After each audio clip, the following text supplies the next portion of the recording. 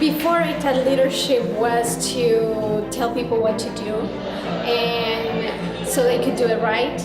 But today and throughout this weekend, I've learned that leadership is getting really the leader within ourselves. So be able to lead our lives in a way that will impact other people's lives, and also be able to see our inauthenticities and the things that we are hiding to look good in front of other people.